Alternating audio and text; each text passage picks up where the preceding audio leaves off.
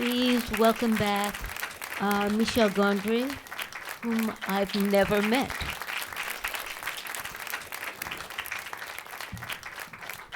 Hello.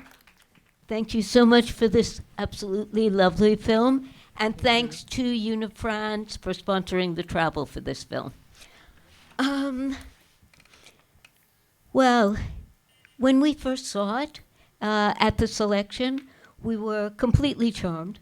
I mean, we like your films, but this is like no other film. And I'm very, very curious where you found the two young actors. Were they professional actors? The Theo, Yes. Darker one, had done one movie a few years ago. Sorry, and but that was it. And the other one never acted.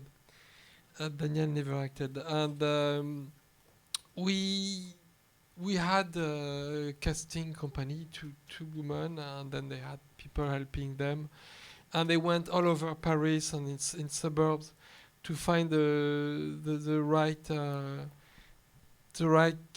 kids, and even the one who plays Theo, who had done a movie, the way we met him was coming out of a theater. It was not through his agent or anything like that. It was very hard to find. We started by Daniel, who's a younger one with the blonde hair, because we had a lot of limitation. He needed to be small, with long hair, and have quite a feminine face. So that limited, and of course being great. So that was really a lot of difficulties to overcome. And so we interviewed many kids. Maybe I've seen 60, 80 kids, and I spent time with them to let them talk without asking them to ask, to see who they were, if they had anything to say that made them special. And I think when we found Theo, we put them together in the same room and they started to chat, we understood we had our cast because they were getting along, and it was very explosive. And they were very responsive to each other. I mean, what's so wonderful is their absolute belief in this fictional situation, that they are so concentrated and so within playing this story. That's remarkable. I mean, you never see that in adult actors, but they are totally involved in it. Yeah, when you see that, for instance, there's a clear moment where, I mean, each moment they lived it like that because there was like a unique experience for them, and we shot in chronological order. So they lived everything that it was for the first time. So the first time Theo put his head in the door, that was the first time. And you see that when they drive the car for the first time, and they are really, you can see their cheek here, and they're really excited, and it was at night, so it was exceptional for them because you have to ask for a special permission with kids of this age to shoot after a certain hour, and it was very. They enjoy each moment of the shooting. And how long was the whole shoot?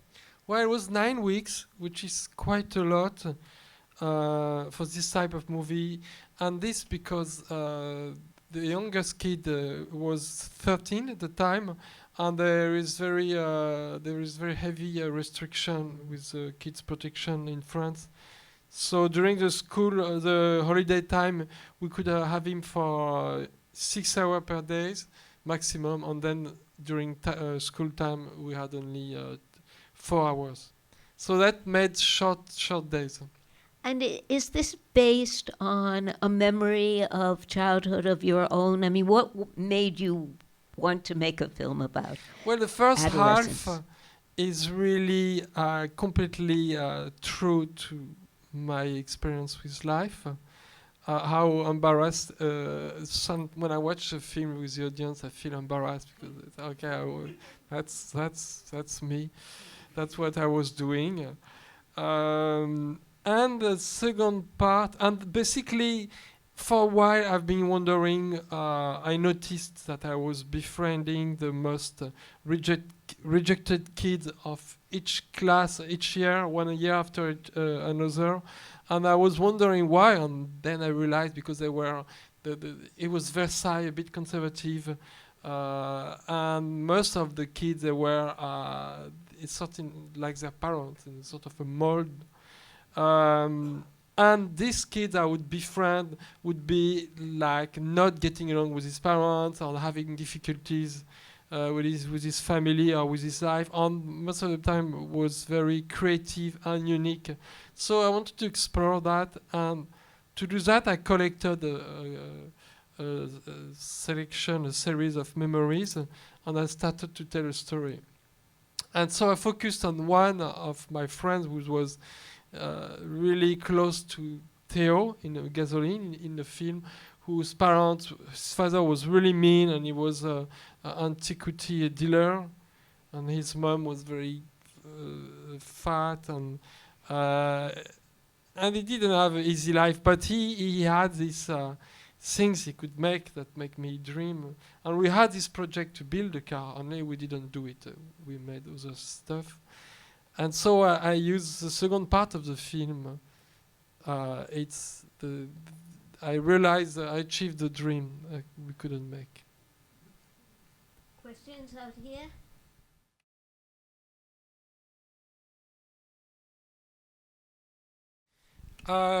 The public loved it. There were not a lot of public, but they all loved it. They mostly loved it. No, I didn't go out at the best period of time, and I don't know, sometime. It's a beautiful film. Congratulations. Thank you. Yeah, there.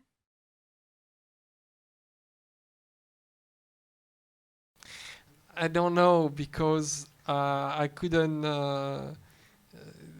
And we lost touch after. That's the end of the film. After, in reality, they don't get to see each other after that. They go apart. I saw him 20 years or 30 years late. 20 years later, when I moved to Paris, and we briefly talked. And he was working in the bathroom of a club, dance club, that was nearby. Although I'm not even sure it was true. So I didn't have any number, any email. So I'm hoping he sees it.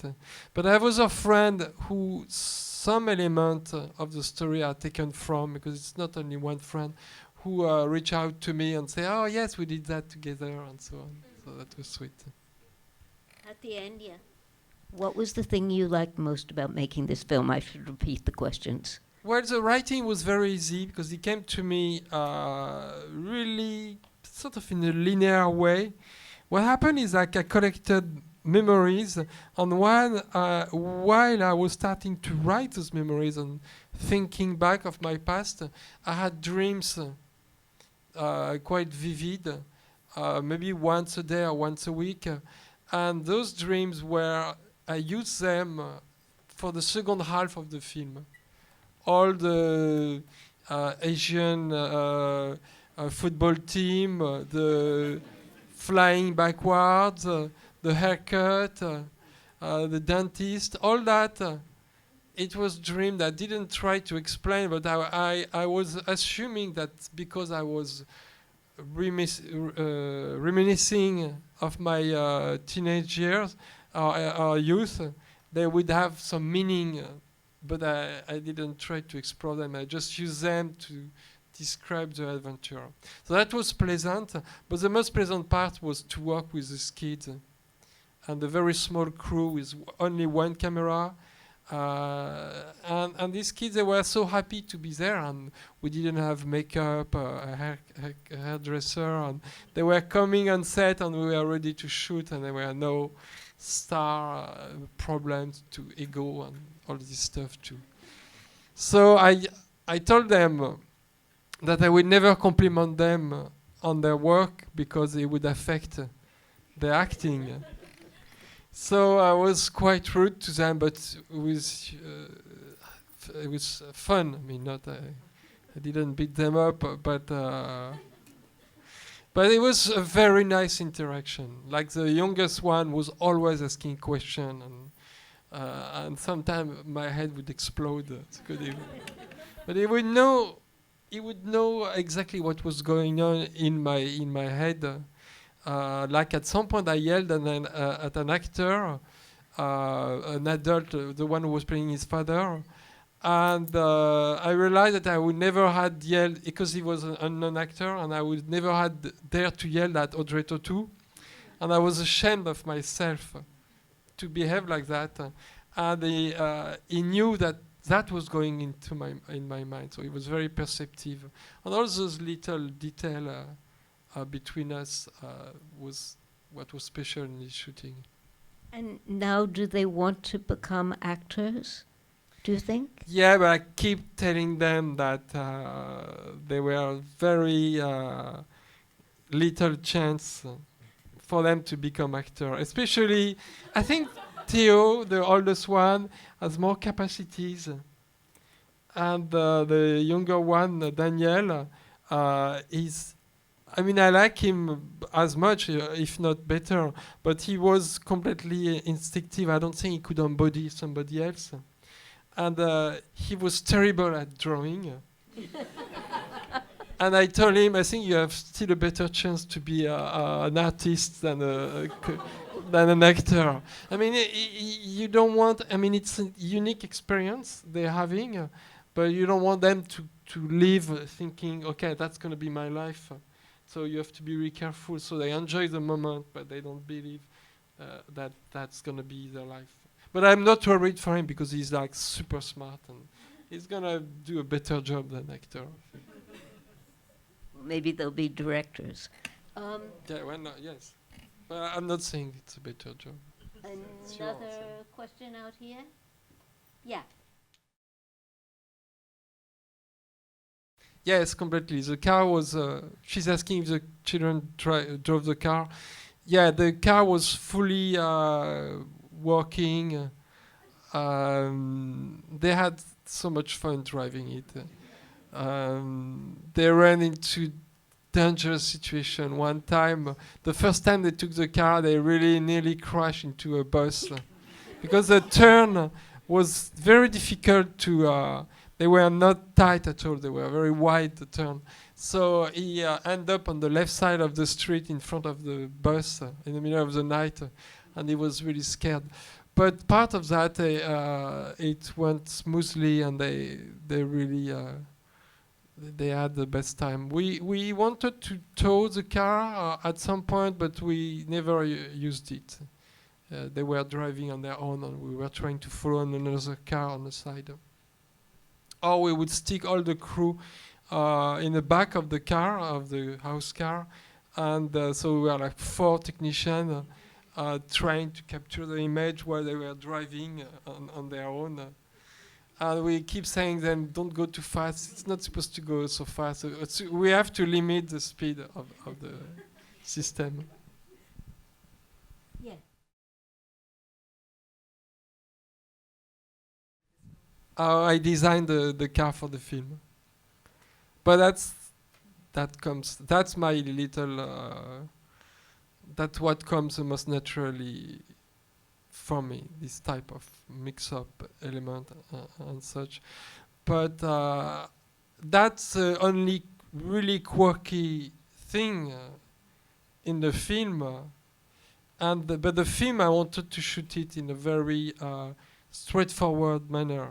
We use only one lens, 40 millimeters. We had only one camera with a small crew. And I really didn't want to have anything fancy in the way it was shot. So, because I really wanted the character to come across, so I didn't want to have any artificial elements to hide them.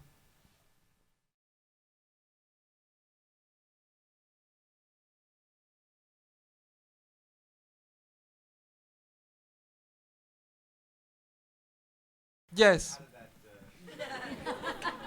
No, it's true. Because in the beginning, I was feeling, okay, I'm forcing my memories into him, which is what an actor is supposed to do, basically take the direction of the director. But at some point, when we were talking about, it's very delicate, and actually I have to admit, for the parents, I erased the word rape, and then I put it back, because I thought that was true and funny, and I decided I didn't. I was too shy to make a move, and I wanted this to happen. So that was the way. But okay, it's a complicated matters. But what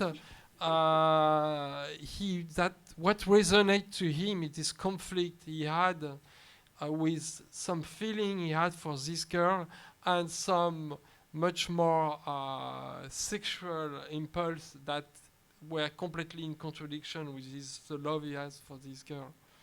And he told me that was his problem. So we could really relate to that. Go ahead. Did you hear the question? Mostly. If If I could invent something now, what would you do?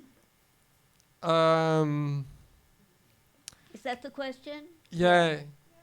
I had this idea, it was going to be boring, but I had this idea for a while when I started to drive in LA, where you go up and down, and you keep braking with the brake pedal, and then you give gas. So there is a waste of energy. When you brake, you burn energy, and then when you give gas, you burn the gasoline. And I thought to use an air pump to absorb the energy when you brake, and you will relieve the energy of the compressed air to give a push, a kick to the engine. So that's really boring, but that's an invention I wanted to make. And I have other ones.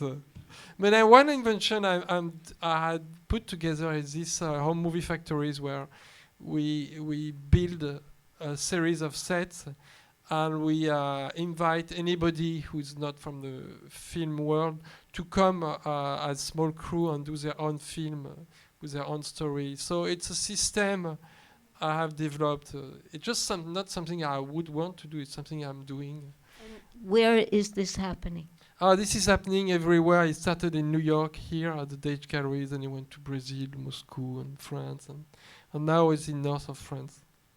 So that's something I sort of invented because there is a protocol to follow to make sure the crews are like 10 people who never done anything with movies. And I wanted to find a way so everybody can participate equally.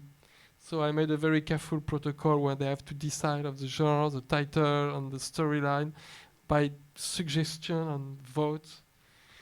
It's the opposite of filmmaking, actually, where you have a fascist, which is a director, and then everybody follows. This is the opposite. We work upside down. Is there a website if someone wants to know more about this? Yes, it's called Home Movie Factory. If you type that, or usine UFA in French. That should lead you to that. On my website, on my Facebook page, I think there is a link. How does this film relate to Michel's other work, and how does it fit at this particular point in his career? I just finished a complicated film called Mood Indigo with a lot of visual elements in it, and it was an adaptation on of a very famous French novel, and that was a little heavy for me to handle because of the knowledge people had of this novel. So it was hard to appropriate the material. And I wanted to jump and do something that was the opposite, something that is 100% me, and that has nothing visually specific, except for me that was a different way of shooting, very straightforward. So that was still a sort of a discovery, with the camera never moving, not handled, anything. I mean, the closest you could find about something personal was Science of Sleep, but Science of Sleep had many visual elements, dreams, and so on. And this one is as true to my life, to my memories, only it's more in the past. But it was shot more in a bare fashion. Because sometimes when I think of Science of Sleep, I like really the scenes with Charles Gainsbourg and Gael Garcia Bernal. And sometimes I feel, okay, I try to make too many elements in the dream, but that's my style as well. So I really wanted to sort of to not hide behind my animation visual element that a lot of time I use in movies.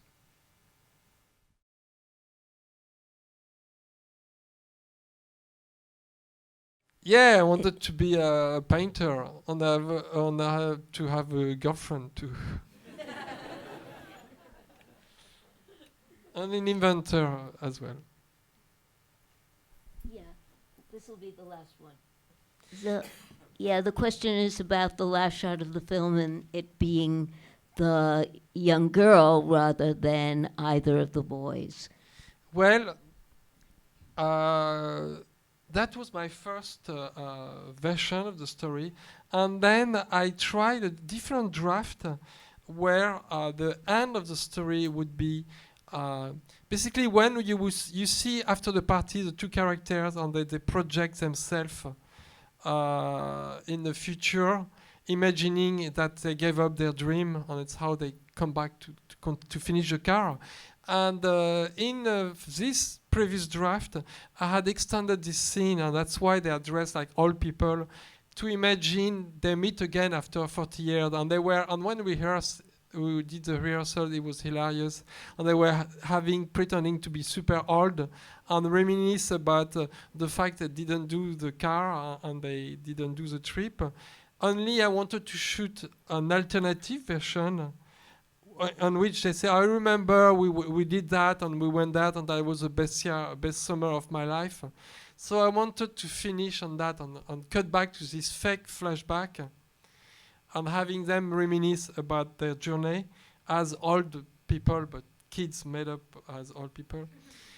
And my stylist, my script supervisor, and Audrey Tatou, 3 women came to me and said, Michel, this ending is not as touching as the previous one, which was this one, of the girl looking at him as a different boy and now being in love with him.